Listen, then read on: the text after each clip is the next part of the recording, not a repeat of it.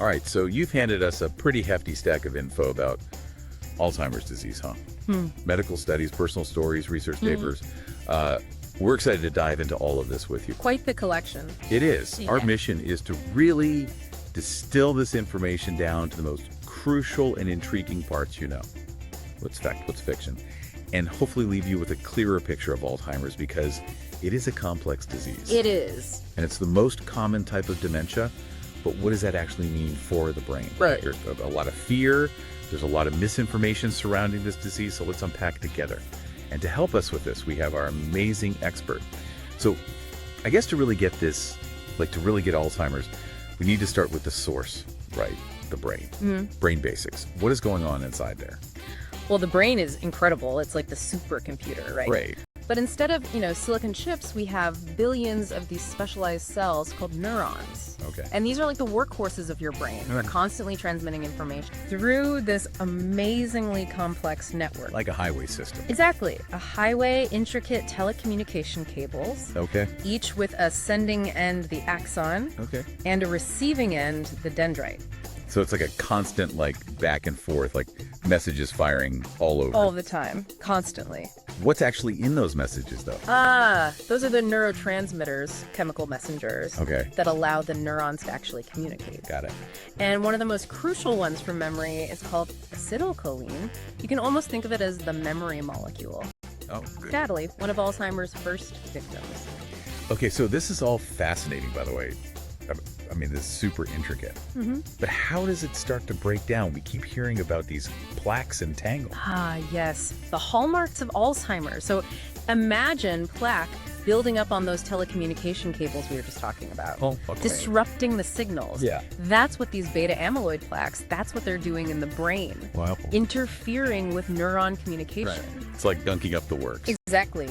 And then you've got the tangles. These are twisted fibers of a protein called tau, and these form inside the neurons themselves. So the wires getting tangled up and gunked up from the outside. A recipe for disaster, really. Yeah, no wonder it causes such devastating damage. Right, so this disruption of communication eventually leads to neuron death. Okay. And as more and more neurons are affected, entire brain regions start to shrink. And this is where those symptoms we usually associate with Alzheimer's, memory loss, confusion, difficulty with language, they start to emerge. And you mentioned earlier that Alzheimer's, it often targets a very specific part of the brain first, right? That's right. Long before any noticeable symptoms, Alzheimer's is beginning its work in a tiny but vital area called the entorhinal cortex. Think of it as the gateway to the hippocampus, Okay. which is essentially your brain's memory central. So it's like the disease is setting up shop right at the entrance to memory headquarters. Yeah. And it's just subtly, disrupting operations from there. Exactly.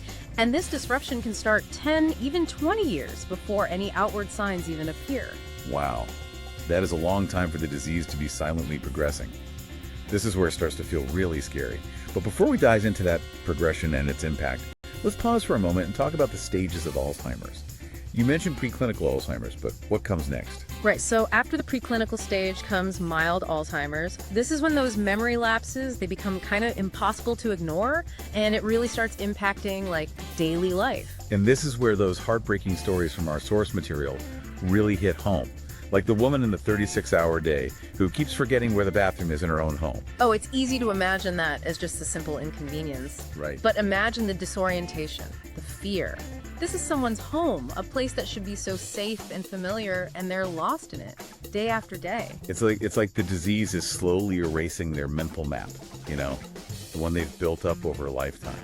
And it's not just forgetting where things are, right? It affects all sorts of daily tasks. Oh, absolutely. Following recipes, managing finances, even just holding a conversation, things most of us take for granted, it becomes increasingly difficult. Yeah. This is also the stage where those changes in personality and mood often emerge. One of the research papers mentioned that as the disease progresses to the moderate stage, those personality shifts, they can become even more pronounced. It's like the disease is not only stealing memories, but it's also altering who a person is, like their very essence. It's a cruel irony. Here are these individuals, often still physically healthy, but they're trapped inside a mind that's betraying them, changing their perception of the world, of their loved ones. And as the disease advances to the severe stage, the physical body, it starts to deteriorate as well. Sadly, yes. Yeah. In this final stage, individuals require round-the-clock care. They may lose the ability to communicate verbally, control their movements, or even recognize their loved ones. It's a heartbreaking journey for everyone involved. It makes you realize that Alzheimer's isn't just a disease of the brain.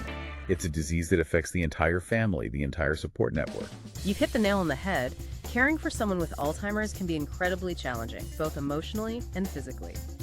It's a long, demanding journey, and it requires immense compassion, patience, and strength. Speaking of different journeys, you mentioned earlier that Alzheimer's, it doesn't always follow the same path, right? What's the story with this atypical Alzheimer's? Good point. It's a good reminder that while Alzheimer's usually begins in those memory centers of the brain, it can also affect other regions first, leading to different initial symptoms. Oh, okay. So that's both fascinating and a bit terrifying, right? Because it means that what we typically think of as like typical Alzheimer's symptoms, memory loss, might not always be the first warning sign. Exactly. Take posterior cortical atrophy, for example. Okay. Instead of memory issues, people with this form of atypical Alzheimer's might initially experience problems with visual processing, even though their eyes are perfectly healthy. So someone might have 20/20 vision, but they still struggle to read, recognize faces, or even judge distances. Precise. Imagine struggling to navigate a room, even though you can see perfectly well.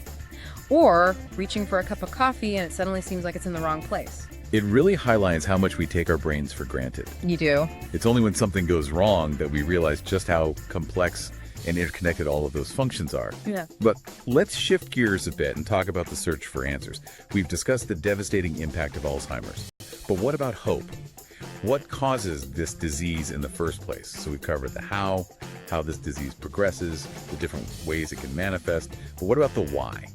What causes Alzheimer's in the first place? That's the million-dollar question, isn't it? And unfortunately, there's no easy answer. It's like we're trying to solve this massive jigsaw puzzle, but we're still missing some pieces. Okay, well, we must have some pieces figured out, right?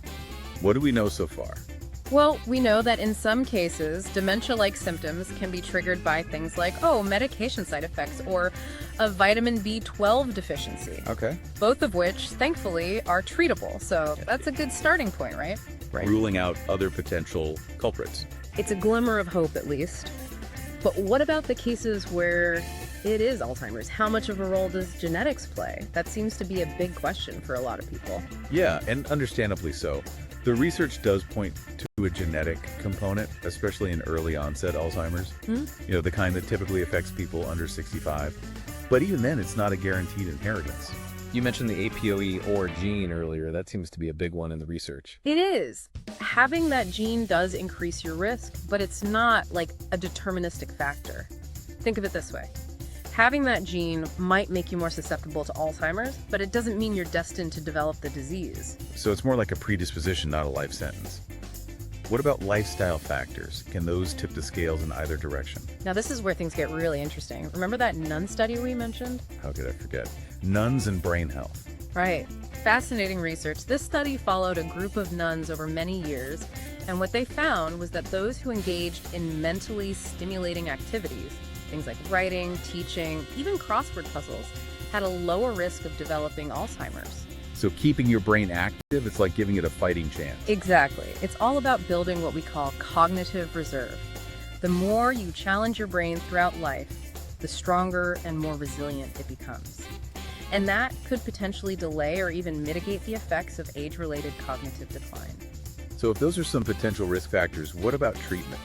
Is there any way to actually slow down or even stop the progression of this disease once it's taken hold? You know, there's no magic bullet, unfortunately, and currently no cure. However, there are medications that can help manage the symptoms, at least for a time. We touched on cholinesterase inhibitors earlier. Those are designed to kind of boost those crucial acetylcholine levels, right? Exactly. Medications like Dunpezil, rivastigmine, galantamine, these work by preventing the breakdown of acetylcholine in the brain, which can help improve memory and cognitive function. So it's about making the most of the brain's remaining resources. Essentially, yes. It's not a cure, but it can offer those individuals more time, more good days, more moments of clarity and connection with their loved ones. That's incredibly important, especially considering the emotional toll this disease takes, not just on the individual, but everyone around them. Absolutely. And that's why support both for the person with Alzheimer's and their caregivers, is so essential.